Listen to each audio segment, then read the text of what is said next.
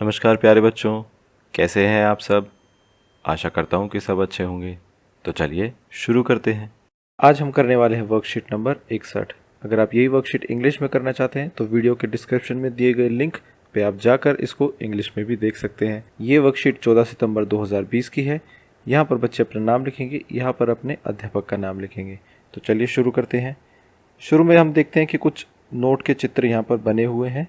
ऊपर 100, 20 और 200 के हैं, नीचे 50, 10 और 500 के हैं। तो चलिए देखते हैं हमें क्या करना है। भारत विभिन्न संस्कृतियों और परंपराओं का एक प्राचीन देश है।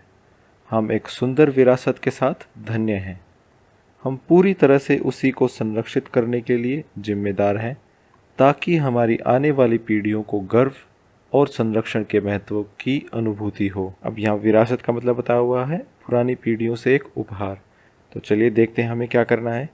भारतीय विरासत के लिए अपने प्यार को दिखाने के लिए भारतीय मुद्रा या नोट का निरीक्षण करें और बताएं। वे क्या कह रहा है कि जो नोट यहाँ पे बने हुए हैं आप इनको देखें और नीचे दिए गए कुछ प्रश्नों के उत्तर हमें बताने हैं। नंबर 1, प्रत्येक नोट पर चित्रित ऐतिहासिक स्मारक का क्या नाम है तथा वह किस राज्य में है। इनके बारे में जानकारी इकट्ठा कर लें। तो चलिए हम सबसे पहले छोटे वाले से शुरू करते हैं। आइए देखते हैं। एक 10 रुपए के नोट पर क्या बना हुआ है? कोणार्क सूर्य मंदिर। और ये कहाँ पाया जाता है? उड़ीसा में। फिर आते हैं 20 रुपए के नोट पर। एक 20 रुपए के नोट पर पाया जाता है एलोरा की गुफाएं, जो कि महाराष्ट्र में है। फिर आते हैं 50 रुपए के नोट पर। इस पे पाया जाता है हम्पी रथ मंदिर, और ये कहाँ पर है? ये है कर्नाटक राज्य में। फिर आता है 100 रुपए का नोट। इस पे है रानी की वाव, और ये पाया जाता है गुजरात में। फिर आता है 200 रुपये का नोट। इस पे है सांची स्तूपा या सांची स्तूप, ये पाया जाता है मध्य प्रदेश में।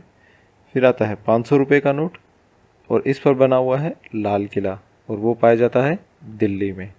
तो यदि आप इन सभी ऐतिहासिक स्मारकों के लिए 2-4 पंक्तियाँ और लिखना चाहते हैं तो आप ये नाम नेट पर सर्च करके लिख सकते हैं। तो चलिए आगे देखते हैं। नंबर 2, क्या आपने किसी ऐतिहासिक स्मारक की यात्रा की है? अपने अनुभव के बारे में लिखें। तो यदि आप ऐसे ही किसी ऐतिहासिक स्मारक में गए होंगे तो आप यहाँ पर अपना अनुभव लिख सकते हैं। मैं ये मानकर चलता हूँ कि लाल किला जैसी जगह पर तो आप सभी गए होंगे, तो आप उसके बारे में यहाँ पर लिख सकते हैं कि ये कब बना था, किसने बनवाया था। ऐसे करके आप 3 या 4 लाइन यहाँ पर लिख सकते हैं। चलिए आगे बढ़ते हैं। नंबर 3, क्या आप नई दिल्ली स्थित राष्ट्रीय संग्रहालय गए हैं? वहाँ प्रदर्शित कौन सी ऐतिहासिक वस्तु ने आपको सबसे ज़्यादा आकृष्ट किया है?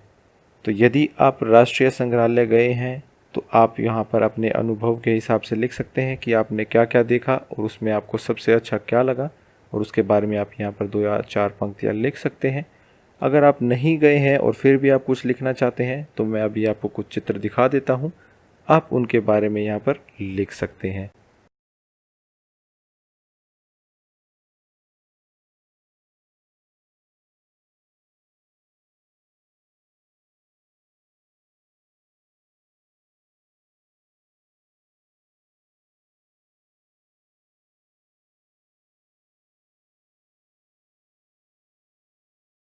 तो आगे चलते हैं नंबर 4 पर। क्या आपके घर के निकट ऐतिहासिक महत्व का कोई छोटा या बड़ा स्मारक स्थित है? उसके बारे में लिखें। तो यदि आपके घर के आसपास कोई ऐतिहासिक स्मारक है जिसका आप महत्व समझते हो या जानते हो तो आप यहाँ पर उसके बारे में लिख सकते हैं। अक्सर लोगों के घरों के आसपास पुराने मंदिर जैसे स्मारक पाए जाते हैं, तो यदि आपके घर के आसपास ऐसा कुछ है तो आप उसके बारे में लिख सकते हैं। नहीं तो आप बाकी ऐतिहासिक स्मारकों के बारे में भी लिख सकते हैं, जैसे अभी हमने देखा था, जैसे लाल किला या कुतुब मीनार इत्यादि। तो चलिए आगे बढ़ते हैं। नंबर 5, क्या आपके घर में ऐसी कोई वस्तु है जिसे इसलिए संभाल कर रखा गया है क्योंकि उसका प्रयोग आपके पूर्वजों द्वारा किया गया था? तो यदि आपके घर में ऐसी कोई चीज़ है जो आपके पूर्वज यानी आपके दादा परदादा इस्तेमाल करते थे तो आप यहाँ पर उसका वर्णन कर सकते हैं। अक्सर घरों में उनके इस्तेमाल की चीज़ें रखी होती हैं, जैसे कि उनके चश्मे या उनके कपड़े या उनकी मालाएं इत्यादि आपको घरों में देखने को मिल जाती हैं। तो आप कि घर में यदि कोई ऐसी चीज़ है तो आप यहाँ पर वो लिख सकते हैं। आज की क्लास यहीं ख़त्म होती है। अगर आपके कोई डाउट्स हैं तो आप नीचे कमेंट सेक्शन में पूछ सकते हैं। कल फिर मिलेंगे, कुछ नया सीखेंगे। तब तक के लिए थैंक यू एंड जय हिंद।